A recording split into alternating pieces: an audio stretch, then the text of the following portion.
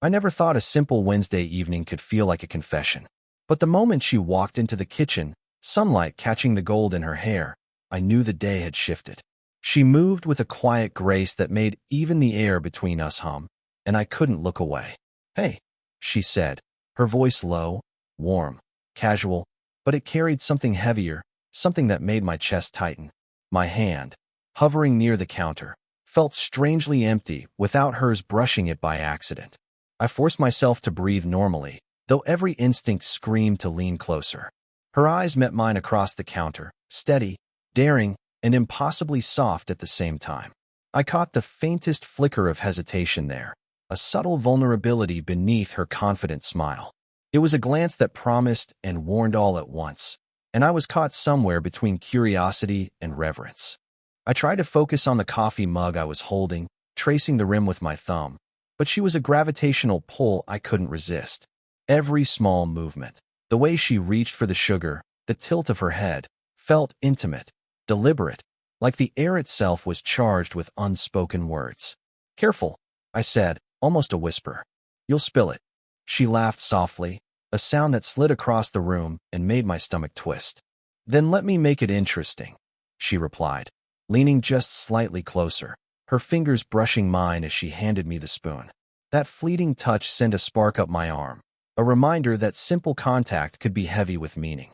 I caught my breath and tried to ignore the way her perfume lingered, warm and subtle, wrapping around me like a quiet invitation. The light from the window glinted off the gold threads in her hair, and suddenly the kitchen, a place I had always thought ordinary, felt like it existed just for us. She rested her hand briefly on the counter near mine, fingers brushing against mine once more. I didn't pull away. I wanted to memorize the softness of her skin, the tension of her knuckles, the rhythm of her heartbeat that I could almost feel through that tiny space. Her gaze stayed fixed on me, unflinching, and my own eyes betrayed the mixture of desire and disbelief I felt. "Why are you staring at me like that?" she asked, her tone teasing but not unkind. I'm just noticing," I said, unable to look away, knowing full well it sounded weaker than it felt. "Everything about you. Even the small things." She tilted her head, a quiet challenge in her expression. And for a heartbeat, we existed only in that suspended moment. The brush of hands, the warmth of proximity, the pull of something neither of us was ready to name. The world outside didn't matter. The clock didn't matter. Even the reason I was there seemed irrelevant. Then the sound of a door opening somewhere down the hall broke the spell. She froze, that graceful confidence cracking for just a fraction of a second, and I felt the air between us tighten again. Something unsaid hung between us like smoke, and I knew neither of us would forget it. Her eyes met mine one last time before she shifted, almost reluctantly, stepping slightly back. My chest ached with the sudden absence of her nearness, and I realized, in a way that made me both excited and terrified, that this was only the beginning. And just like that, the day felt charged with possibility, danger, and desire, leaving me unable to look away from her, or from what might happen next. I kept my hands busy, pretending to straighten the kitchen counter, but my eyes kept drifting to her. She moved around the room with a practiced ease that made every gesture seem deliberate, though I suspected it wasn't. I remembered the first time I'd noticed the way she laughed, the warmth that didn't quite reach her eyes, and it made me wonder what she carried beneath that poised exterior. She had mentioned, once in passing, that she'd been divorced for years, that she lived alone most of the time, except for her children who were usually somewhere in the background of her life. I could tell she was guarded, protective of something deep inside, and maybe that's what drew me in.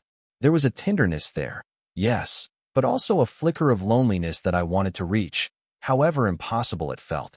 I wasn't naive. Part of me understood the risk in noticing her the way I did, a younger man and a woman whose life had already been carved in certain ways. People would talk. The age difference alone felt like a caution I couldn't ignore, but that didn't stop my heart from speeding whenever she leaned in near me, brushing her hand across my shoulder as if by accident.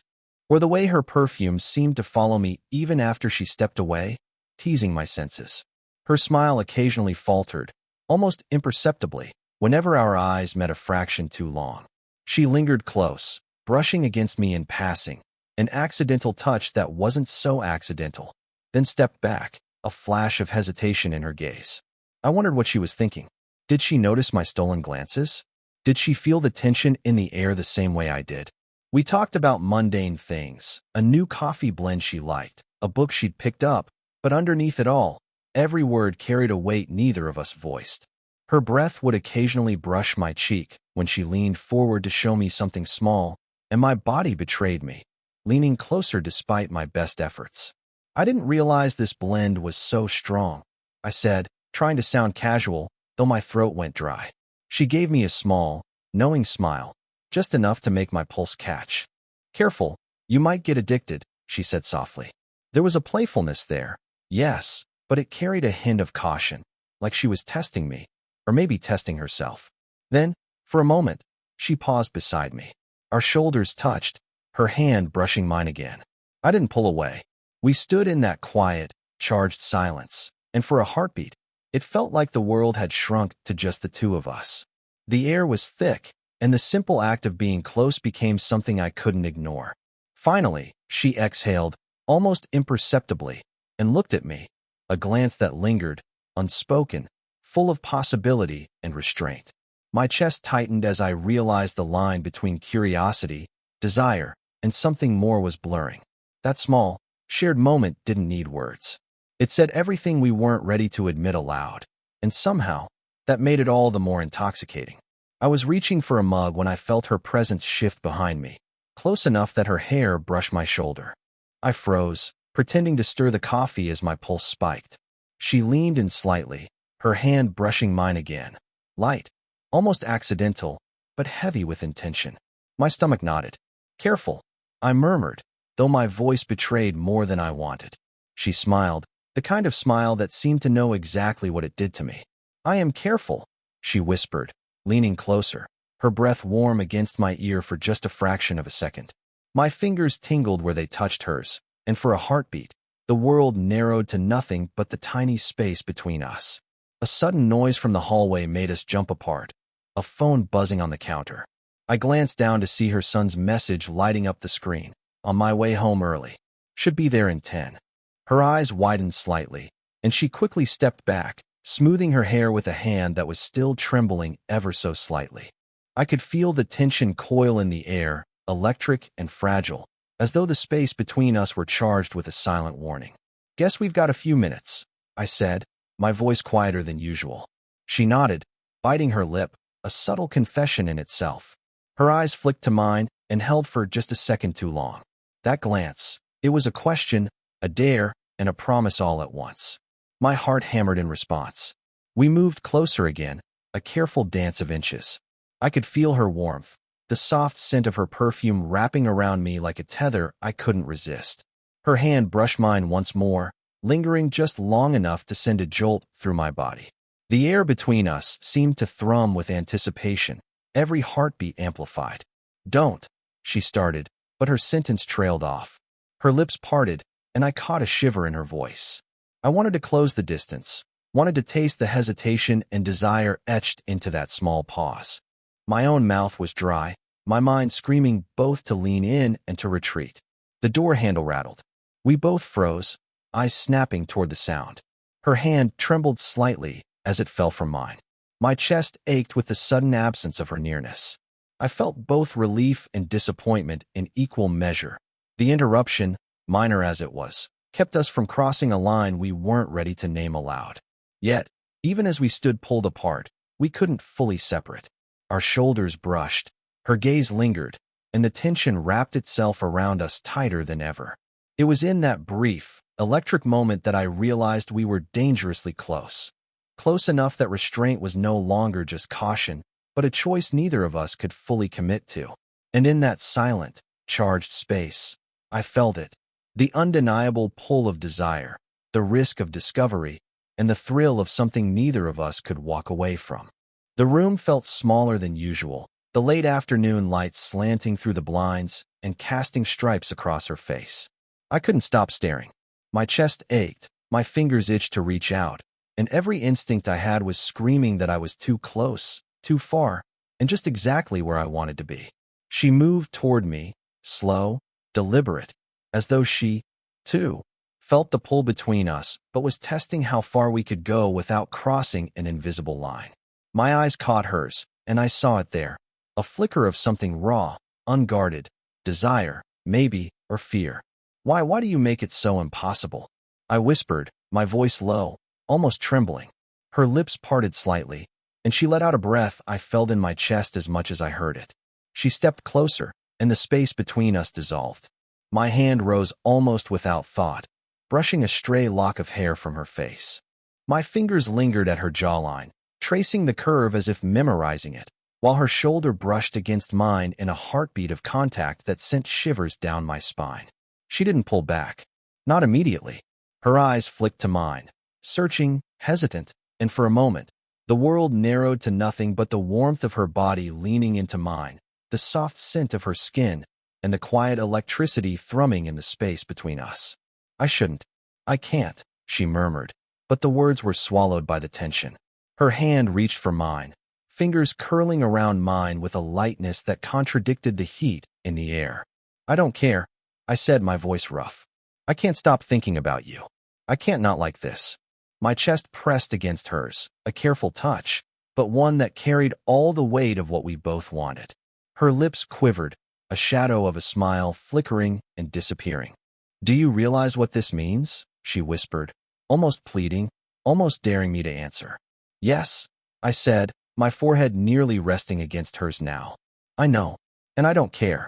We froze, caught in that fragile moment between restraint and surrender.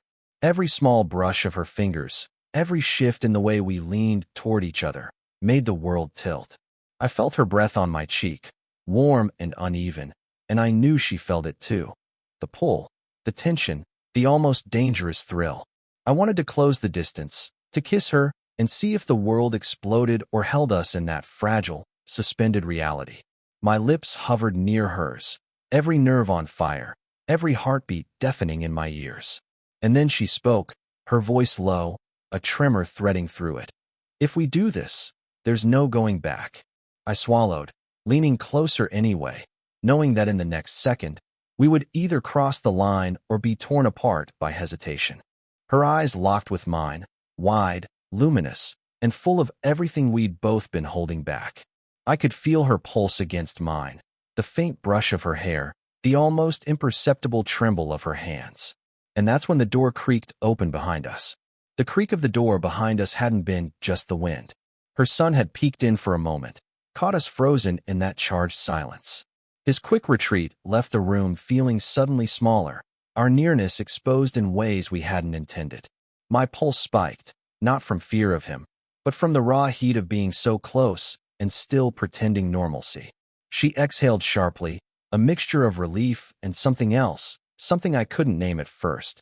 Her hands trembled slightly as she smoothed her hair back, but her gaze found mine, dark and unyielding. I shouldn't be feeling this, she murmured, almost to herself.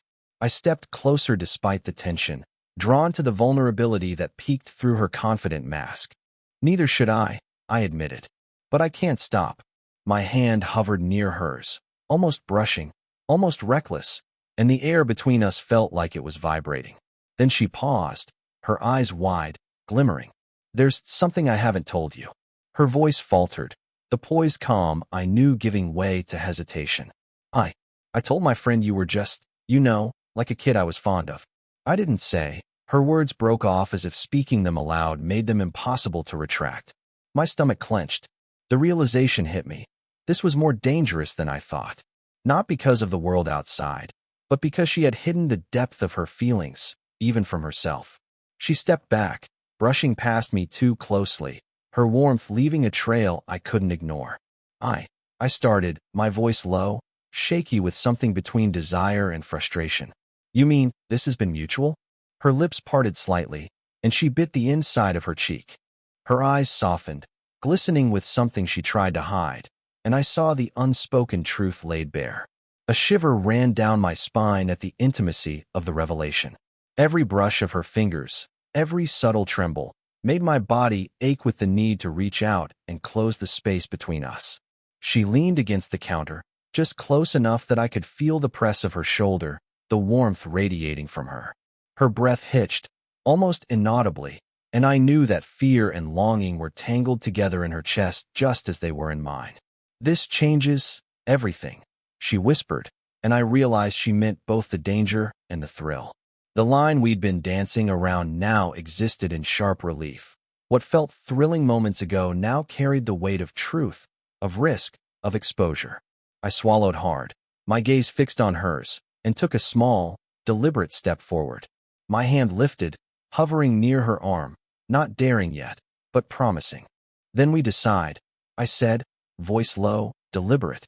"Do we step back, or finally let go?" She didn't answer with words. Instead, her hand brushed mine, lingering, trembling ever so slightly, a fragile bridge between hesitation and surrender. Our bodies were closer than ever, the air around us taut with what could, and likely would, happen next. And for the first time, I understood the truth fully. Nothing would ever feel safe again. The room was quiet except for the shallow rhythm of our breathing. Every sound, the faint hum of the refrigerator, the soft scrape of her shoe on the floor, felt magnified, echoing the tension that had been building for days. We were close now, closer than either of us had ever allowed. Just inches apart, the air between us vibrating with everything left unsaid. Her gaze caught mine, unflinching, luminous.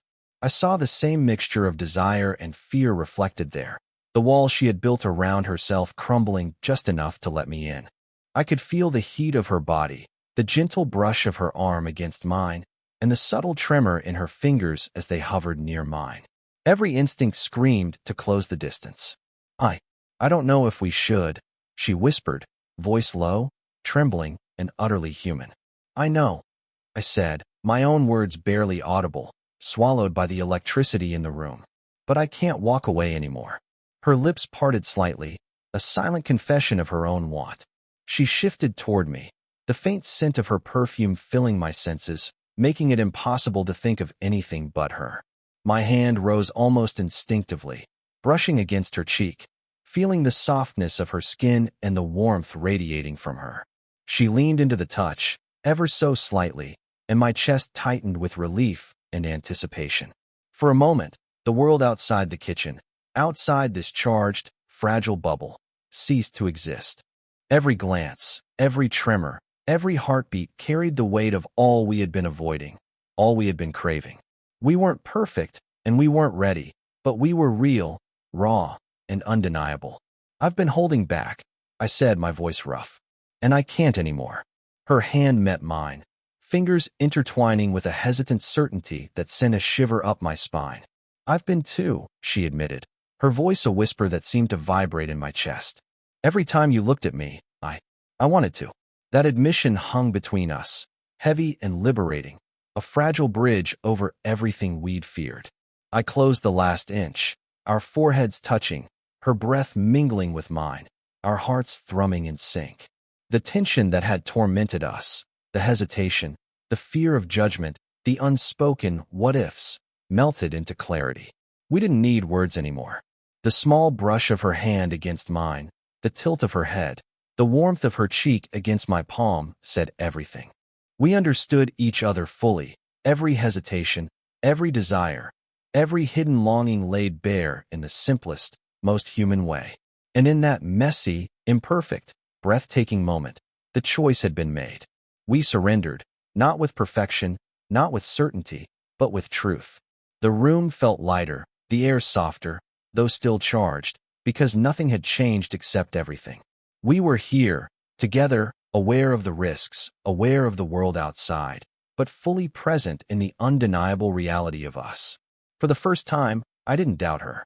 I didn't doubt myself. And I didn't doubt the pull that had been impossible to resist. We were both wide awake, trembling, and entirely certain we couldn't go back. The kitchen was quiet again, but this time it felt different, safe, intimate, like the world outside could wait. We sat side by side at the counter, knees touching lightly, fingers intertwined in a rhythm that felt entirely natural. The tension that had wrapped around us for days had softened into something warm, tangible, and achingly human. She rested her head briefly on my shoulder, a small sigh escaping her lips. I felt the weight of her trust, the surrender of someone who had guarded herself for years, leaning into a space she had only ever allowed herself to imagine. I didn't move, didn't speak. I just let her rest there, feeling the rise and fall of her chest, the subtle pulse of her heartbeat against mine. "I can't believe we're here," she murmured softly, almost to herself, her words carrying relief, wonder, and a flicker of disbelief. "Me neither," I admitted. "But I think we're supposed to be." Her fingers tightened around mine, and she lifted her head just enough for me to brush my forehead against hers. It wasn't dramatic or forced, just simple, human, and perfect in its honesty. My thumb traced the back of her hand, memorizing the warmth, the softness, the reality of her presence. For a long moment, we stayed like that, the world shrinking to our small, quiet bubble. The age gap, the risks, the things we'd worried about, none of it seemed to matter anymore. We had crossed the invisible line together, and now we existed fully in that space, messy and real, with no need for perfection. She leaned back slightly, brushing a strand of hair from her face, and smiled. A soft, unguarded smile that lit her eyes. "I think I've been waiting for this, for someone to see me like this," she said, voice low and sincere. "I see you," I replied, my words simple but carrying everything I felt. "All of you." She laughed softly, leaning closer, our shoulders pressing together again. "Good," she whispered, and there was no teasing in it, just a gentle certainty. We didn't need to say more. The closeness, the warmth, the shared understanding, it said everything that words could not. I felt her heartbeat steady against mine, and I knew she felt mine too. And for the first time, the hesitation, the fear, the almost taboo thrill had transformed into a quiet, grounded intimacy. We sat there a little longer, fingers intertwined, breathing the same air, letting the world outside continue without us. I rested my head near hers, feeling the pulse of connection, the simple joy of being together, fully present. And in that quiet, human, perfectly imperfect moment, I knew we had arrived somewhere rare, a place where desire, vulnerability, and love could coexist, unafraid. We were together, and that was enough. Did you enjoy the story? What kind of stories would you like to hear next?